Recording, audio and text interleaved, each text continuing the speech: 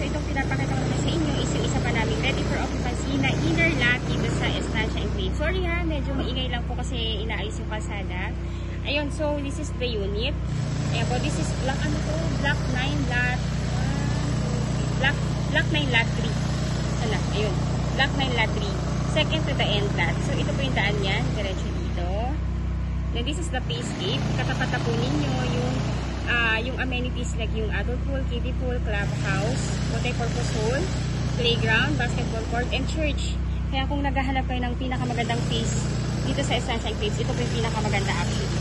So ayun po, this is only 2.6 million down from 3.1 million. So ayun po, ito na siya. Ayan, bali 1, 2, 3. Yung beige po, second to the end lot. Ayan, so ito yung unit.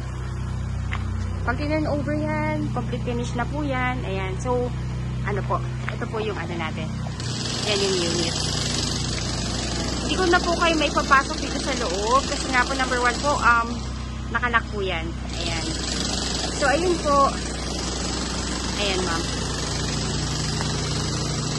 Ayan, so again, if you want to reserve the unit, ang first na gawin po natin is reservation fee na 20,000 pesos po. Then within the 30 days from reservation, babayaran na po natin yung ano po, yung down payment na 32,000 and ipapa-approve na po yan sa bank financing. Ayun po, then once approved na, pwede na nyo ma-turn over yung unit and the monthly amortization for 25 years is only 19,000. Ayun po, so ayun po, if you want to reserve the unit, kindly contact me in my ano po, yung mga number namin is already posted. Again, I'm Miss Caranza, ako po yung licensed broker and I have 2 guest agents na sumasagot din ng inquiry ng inyong mga inquiry. And thank you so much for watching and bless you all po. Bye! Hello everyone! So again, I'm back. This is Miss Caranza, your licensed real estate broker based in Cavite. And right now po, what I'm showing you is yung actual map ng ating Estancia Enclaves dito sa along highway ng Tansa, Cavite. Ayun po, so ayun, so what I'm showing you right now is yung available na unit natin. So, I just want you to appreciate yung kung gaano kaganda yung ano natin, subdivision. Kasi gusto kong makita ninyo kung ano yung point of view ko bilang broker ninyo. Ayun po, so kaya sobrang favorite ko tong Estancia Enclaves. Kasi number 1, siya po yung namumukod tangi na subdivision talaga dito sa Cavite na along highway mismo ha. I'm not talking about sa highway ng barangay or highway ng kung saan man po yan. I'm talking about doon sa mismong national highway ng Antero Soriano Road. Mismong highway po ito ng Tansa. Ito po yung road talaga ng Tansa na dire-diretso papuntang Centennial Road, going sa Cavitex, papuntang Coastal Road, Papitex, Pa-EDSA, and Pa-Manila. Ganun po kaganda yung location niya. So, from here, ito po yung ating road or yung ating main road ng Tansa, Cavite, which is the Antero Soriano Road. So, dito po sa road na to, dito talaga dumadaan yung mga buses going sa PTEX Terminal, going Mall of Asia, mga UB Express going Mall of Asia, mga jeep or mga BP buses going SM Bacoor and Pasapote, Las Piñas. Imagine nyo, bababa lang po kayo ng, ng transportation, then walkable na yung phase. From here po, mga 300 to 400 meters, phase na po ng subdivision po. So, kaya sobrang dami po talagang ito na dito kumukuha and gusto po na along highway. Ito po yung number 1 na pinakamaganda po talaga actually. Kasi yung mga ibang subdivision na along highway po dito sa Cavite is sold out na. Ayun po, so namumukod tangi na lang po talaga tong subdivision na to. And ayun po, so again, ang ating travel time from here, pag dito po tayo galing sa ating subdivision, 40 minutes travel time lang po yan going sa PTEX and Naiya Road. Ganun po siya ka-commuter friendly and 24/7 access. Kaya kahit anong oras man kayo sa araw na to or sa araw man na lalabas kayo, sigurado pong may masasakyan kayo na bus kasi dito po talaga lahat yan dumadaan. So, ayun po. Before further ado, again, I'm Miss Caranza, licensed real estate broker based in Cavite. Ayun po, you can add me in my Facebook account and please, if you are new to my channel, please do me a big favor po. Please subscribe and hit the bell button found at the lower right of this video screen. Ayun po. And please do like my video na rin po. Malaking tulong po yan sa akin para makagawa pa po ako ng ibang mga ibang vlogs about sa mga pabahay natin dito sa Cavite. So, ayun. So, let's go na. Ayan po. So, ito po parang virtual tripping na rin ano po. Pero, please watch nyo po yung mga ibang vlog ko po about sa Estancia Enclaves para mas ma-appreciate niyo kung gaano kaganda itong property na to. Kaya, sobrang favorite ko po talaga to. Ayun po. So, ayun. So, pasok po tayo. Pakita ko lang po muna sa inyo yung master plan. So, ito yung buong subdivision. Ito yung kabuuan. Ito yung phase na may ready for occupancy na. Ito po yung mga townhomes namin. And ito rin po yung pinakamagandang phase sa buong Estancia Enclaves. Then the rest po, yan yung mga ibang phases. Ito po sa yellow na to, diyan po nakatayo yung mga ready for occupancy namin na townhomes. So again, ang mga turnover po ng unit dito, we have townhomes, yung 4 to 6 cluster townhomes. So ibig sabihin, 4 na unit lang na magkakatabi yan hanggang 6 units lang po. Hindi po yan katulad ng ibang subdivision na pahabaan ng block or pahabaan kung gaano kahaba yung block, ganun din karami yung unit. Dito po hindi. Every ano po yan, every 4 house po magkakat yan. Kumbaga may end lot. Ayun po. 4 na units na magkakatabi hanggang 6 units.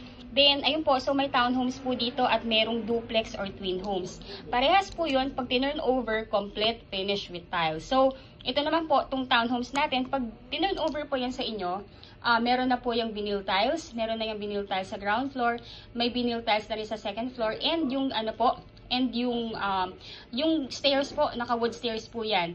Kaya, kumbaga po, talagang lilipatan na lang siya. Then, 3 bedrooms, 2 toilet and bath.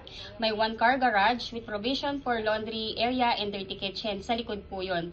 Kaya, ayun po, kaya if you want po na mag-extend pa sa likod ng property ninyo, you can do that po. Kasi nga po, may space pa sa likod. Then, the lot area is 50 square meter and 55 square meter ang floor area. Nakikita nyo po, sobrang ganda po nung deliverable nung unit. Panoodin nyo po yung yung vlog ko till end para mapanood nyo po yung actual na sample ng ready for ng unit ng ng townhomes namin. So ayun, let's go, pasok tayo. So ito yung main road or yung main avenue ng subdivision. Diretso po yan. Then, merong rotonda, may roundabout po dyan. Ito po, papunta sa kabilang phase, ito po yon. Tapos, pag kabilang rotonda, papunta na po dito sa phase na to. Ito pong phase natin, paglabas ng gate, ito na mismo yung amenities. Yung amenities po na yan, dyan itatayo yung adult pool, kiddie pool, clubhouse, picnic ground, playground, basketball court. Kaya, nasabi kong ito yung pinakamaganda kasi, ayan o, katapat lang po. Kumbaga, kung yung mga anak ninyo, yung mga kids ninyo, gustong mag-recreational activity and make friends, ito pwede na nilang puntahan to. And also po, by the way po, ongoing pa po yung, yung development ng ating amenities. So, inuna muna yung residential natin. Pero eventually, tapos na nito kasi right now, ongoing na yung pagtatayo. Ayun po, so, ayun po, pasok lang po yan dito. Ito na yung gate. Ayun po, sorry. Yung mga nakapulang yan po yung mga na-reserve na ng mga client namin. Ganun po kabilis. Again po, from 3.1 million down to 2.6 million. Nililiquidate na lang talaga itong mga available na unit para po maubos na namin. Kasi masyado kaming focus dito sa bagong phase. Itong bagong phase kasi na to, dito ilalagay yung mga twin homes or duplex. Pero hindi pa po yung RFO ha. Unlike yun nandito, twin homes. Yung townhouse natin dito is RFO na. Ayan po. So, ito yung mga available nung last week. And ayan po, pagka-vlog ko, reserve ka agad. Lahat online reservation po. Ganun po kabilis. Kaya ayan po, yung available natin na unit dito is ito. Itong Block 17, Lot 43. Block 17, Lot 38. Ito. Tapos, Block 16, 46. Block 16, 42. Block 17, 27. Block 12, Lot 3. Kung ayaw nyo na may katalikuran, ito maganda to. Ayan po. So, ang kagandahan po dito, mukha lang siyang malaki sa face ha. Pero, if lalakarin nyo, dire-diretso lang naman po yan. Malapit lang po siya kasi ako yung binablog ko yan. Nilakad lang namin yan from here, papunta dito sa mga available na unit. So, watch nyo po yung aking mga vlogs. Mapapanood nyo po yung mga video ng actual unit ng mga binabanggit ko. At least para makapili na kayo. Yan na lang po yung available. So, right now po we have 1, 2, 3, 4, 5, 6, 7, 8. 8 units left. Ayun po. So, open house kami this coming Saturday. Ayun po. So, wag niyo na pong intayin mag-open house kasi pag nag-open house kami sa Sabado, sigurado sold po yan. Ayun po, so you can do your online reservation. Let me know lang po kung anong unit yung nagustuhan ninyo para at least ma-hold ko na po yan. Then ipo-forward ko po sa email ninyo yung reservation form agreement para mapirmahan na ninyo and isend back nyo po sa akin. Kung kayo po ay OFW at wala sa Pilipinas, all you need to do po ay magtalaga lamang kayo ng representative na siyang pipirma in behalf ninyo pertaining sa pagkuha ng inyong property dito sa Pilipinas. Ayun po. Tapos po, yung mga documents or requirements na kailangan namin sa inyo para ma-process ang inyong housing loan sa bank, you can email lang naman po yan sa akin. Then, ipiprint ko yan, ipafile ko na yan. Ako na pong bahala mag-send yan sa developer natin. Then, pag may approval na at hindi pa po kayo makakauwi sa Pilipinas, ang magsasign in behalf ninyo dun sa loan approval ng bank sa housing loan is yung representative ninyo. So, again, yung representative po ninyo kailangan is immediate family member. Bawal po ako, bawal ang kaibigan, immediate family member po. Like asawa, anak, kapatid, magulang na nag-e-edad na 21 to 55 years old. Kung wala po, kung ang family po ay nasa ibang bansa, pwede pong pinsan ninyo, bayaw, hipag, or in-laws, as long po na nandun sa circle ng family ninyo. Ayun po. So, ayan, I'm just presenting to you po yung actual location ng ating mga units. Again po, you can do your online reservation anytime po. Let me know lang po para masend ko po sa inyo yung reservation form and yung SPA form. By the way po, yung SPA form po yun, magagaling po yun sa amin. Lalagyan ko na lang po yun ng tick kung saan po kayo pipirma. Then dadalhin nyo po yun sa Philippine Embassy natin kung saang bansa po kayo naroon ngayon. Then, pagka napakonsul nyo na po, ipadala nyo po yun sa inyong magiging representative dito sa Pilipinas upang ma-sign din niya and maipadala po niya sa amin sa office para ma-file po namin.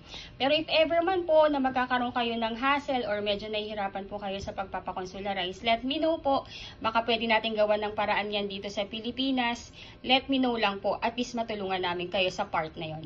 Ayun po, so itong computation naman na po, itong pinapakita ko sa inyo is yung computation natin for the inner townhomes. Ayun po. So, ang ating house specification, complete turnover, may na po yan, as I say po, meron na yung vinyl tiles, may partitions na. Ayun po. 3 bedrooms, 2 toilet and bath, 1 carport with provision for laundry area and dirty kitchen sa likod. Lot area is 50 square meter, then the floor area is 55 square meter.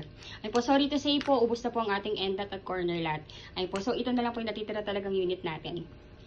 So, ang total contract price po niyan is 2,688,000. Then, ngayon po, dahil nga po kami mag-open house, magbibigay pa kami ng discount na 68,000. Again po, ang original price na po talaga nito is 3.1 million. Pero para po ma-fast move na namin yung pag-uubos ng nitong mga na-available na unit, nilagay po uli sa old price. Ito po yung old price ng property 5 years ago. Ayun po.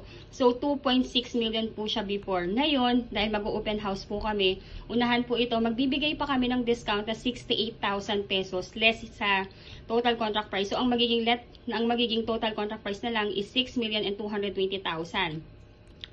Then, miscellaneous fee is 183,400. Ito pong miscellaneous fee is for the title transfer, government tax, and processing fee sa bank po. Then, yung down payment, from 10%, ginawa ding 1.9% down payment para mas maging makamasa and malipatan nyo kaagad. Para, syempre po, kung mas mababa ang down payment, mas mababayaran ka agad. Yun naman po kasi yung goal namin. Maibigay ka agad sa inyo yung property. Wala nang pahirapan. Ayun po, again, yung 1.9% down payment is based po yan dito sa net TCP na 2.6. So, ang 1.9 po niyan is 49,780 pesos. Ngayon po, ang first cash out, if you want to do your online reservation na, you can deposit yan sa bank account ng aming sales officer. Ang first cash out is 20,000. 20,000, i-deduct po yan dito sa down payment na 49,780. So, ang magiging net na down payment na lang is 29,780 pesos. Ngayon po, may 5% na initial MF lang po tayo nababayaran na 9,170. Itong 5% initial MF base po yan dito sa 183,400. So, ang 5% po nito ay 9,170. So, i-add lang po yung dalawa na yan, yung 29,780 plus 9,170 equivalent to 38,950. Ito po yung magiging down payment natin na kailangan nating bayaran within 30 days upon reservation po. Ngayon po, pagbayad na yung down payment, stop payment na po tayo. And dapat po na-complete na natin requirements natin kasi po, ipapa-approve na natin yan sa bank financing. Ngayon po, while wala pa pong lumalabas na approval, wala po muna kayong babayaran. Usually po yung approval natin sa bank, lumalabas po yan within the period of 30 days. Within the period of 3 months po. Ngayon po, pag may approval na kayo, si bank, directly po yan mag-i-email sa inyo to inform you na na-approve na kayo, then lalatagan na kayo ng contract. Basahin nyo lang po yung contract, and pag nabasa nyo yung terms and conditions, and nag-agree na kayo, replyan nyo po yung bank na ina-accept yung approval.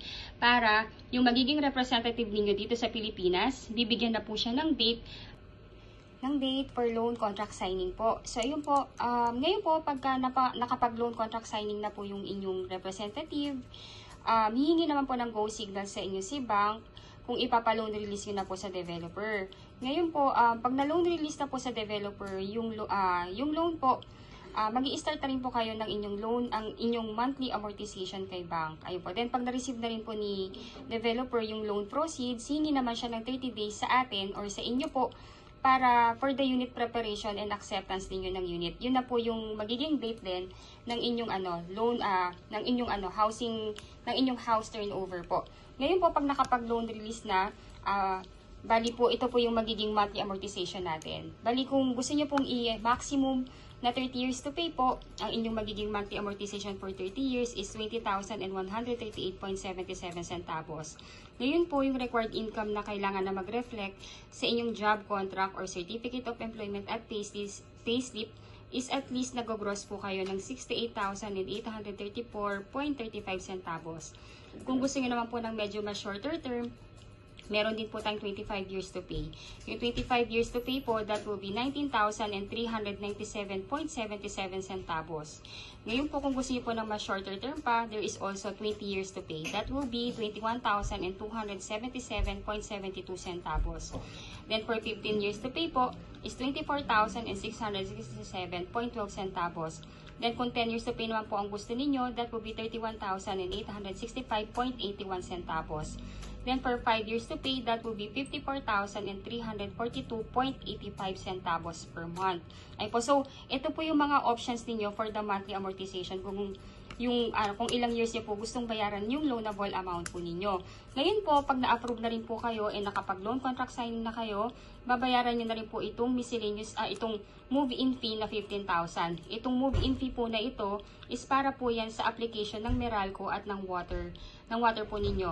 Ngayon po, para at least hindi na po kayo yung mag-a-apply nito or yung representative ninyo, bayaan nyo na po yung admin natin ang maglakad lahat nito. Para at least paglilipatan nyo na, meron na po itong utilities or iintayin nyo na lang maikabit ni Meralco yung inyong kuryente po.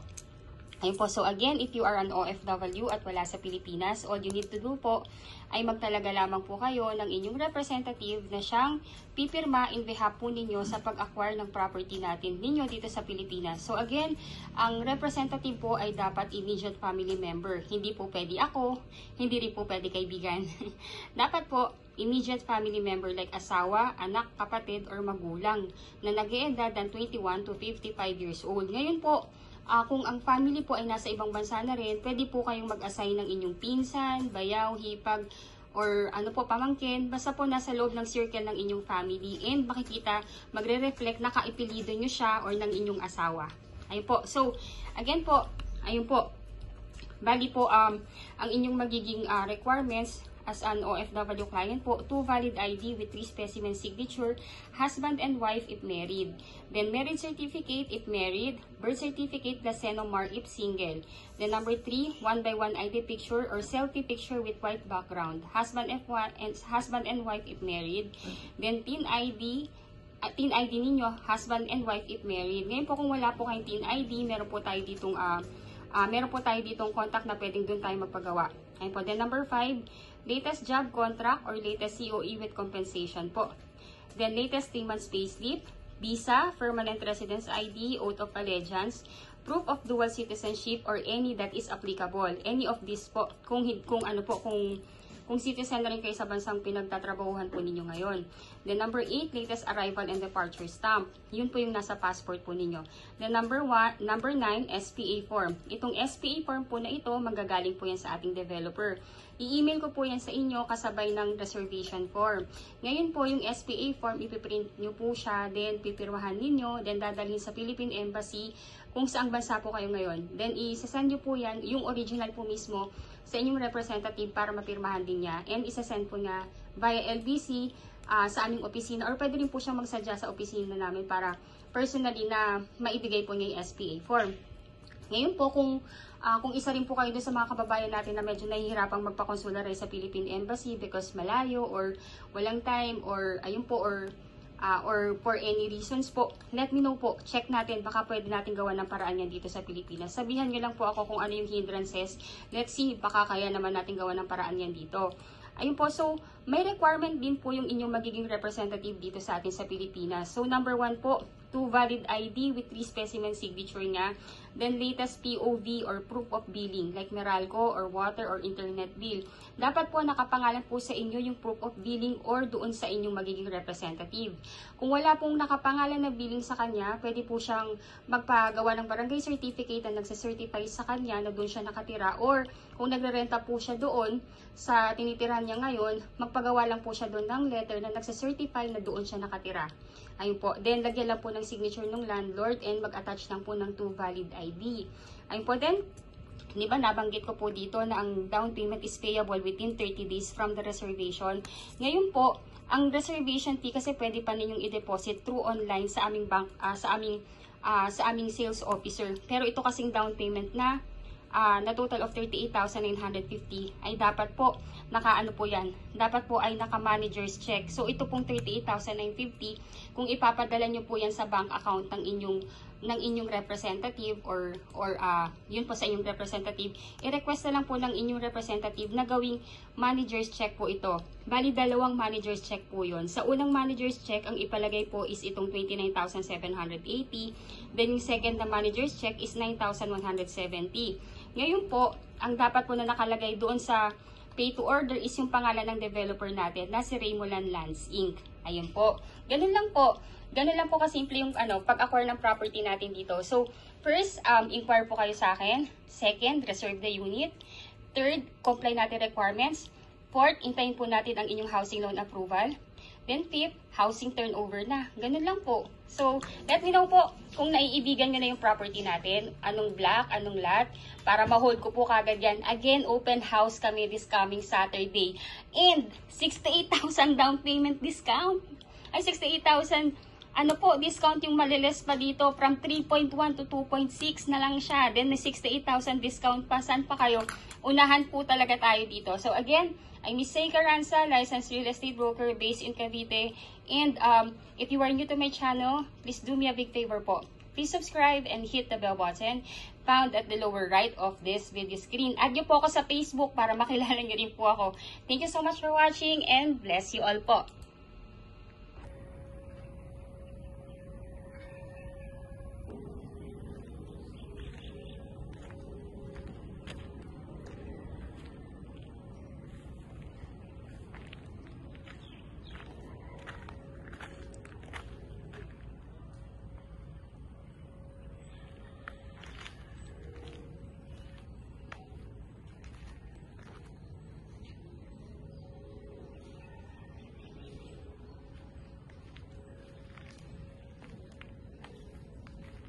Estancia Enclaves, located along highway of Barangay Halayhay, Tanza, Cavite. Ang subdivision po ay nakatayo lamang along highway of Antero Soriano Road, Tanza, Cavite. Just 40 minutes drive from PTEX Terminal and Naiya Road through Cavitex Expressway.